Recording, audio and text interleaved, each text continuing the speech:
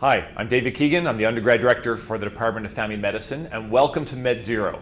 So in a few short days, you're going to be coming to this 2-day event, and it's really exciting.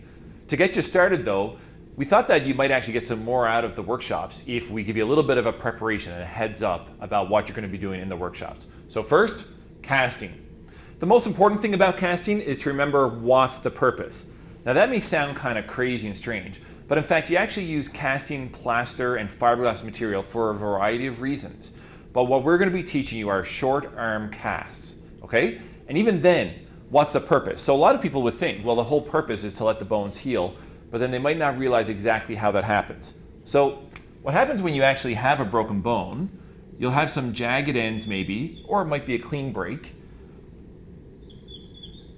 And the point of the cast, the whole purpose, is to keep this still so that the body can do its own thing and the body can fill this in and bridge this all together so that eventually you end up with a bone, a single bone that's not broken anymore.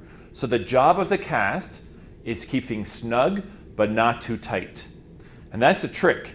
You want things snug enough so things won't move around, but not so tight that you're going to cause compression or a buildup of pressure called compartment syndrome, which is really bad, and people can lose their arms and legs and so on if you develop compartment syndrome. So that's the whole purpose. Occasionally, sometimes when you're doing a short arm cast, you might throw in a little bit of an extra nudge to keep the bones in a certain place. We're not going to be getting into that detail today or at the workshop. What we're talking about is a basic short arm cast that keeps everything still so the body can do the healing. Now, if you remember that that's the purpose, the rest of it flows from there. So things like padding, we want to make sure that there's some padding on the arm. You need enough so that the rough part of the plaster doesn't, rub or press on the bones or the skin. But you don't want a whole ton of padding, because if you do, you can get a problem where if this is the cast and then you have a whole bunch of padding, and then here's the skin of the body, then over time, this padding could compress, and next thing you know, it's going to be loose. So let's go back to the original purpose. The original purpose is to keep the forearm still and snug. And that's why you use padding, but not too much. So approximately 2 to 3 layers of padding at any one point. And you'll be layering them over on purpose to get that sort of layering over amount, so that's that right thickness all the way through. You might also want to add a little tiny bit of extra padding right over this bump here. It's called the ulnar styloid. This bump sticks out a bit more than the rest of the body, and that might need an extra just a little bit of padding ripped off and put there. Okay, so that's it for the padding. So in general though, things that you want to avoid with casting, there's a few things.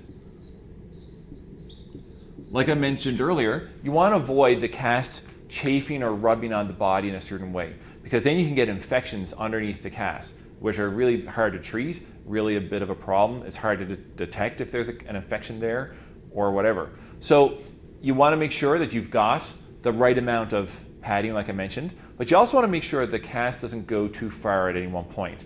It has to go far enough because you want to prevent the wrist from moving, but you don't want to go down so far, unless that was the whole point. You don't want to go down onto the fingers if you're really only trying to mobilize the wrist.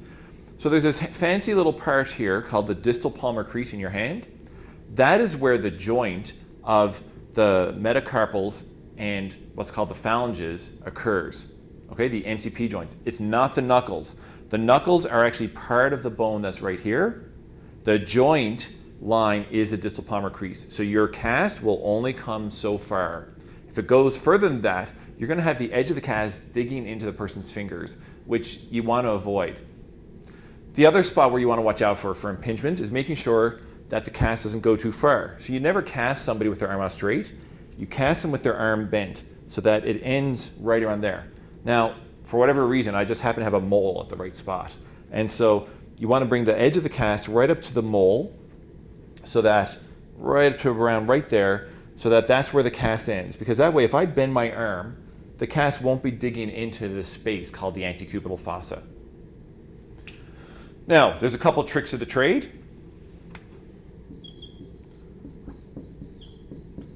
particularly when you're getting new at when you're new at putting on casting.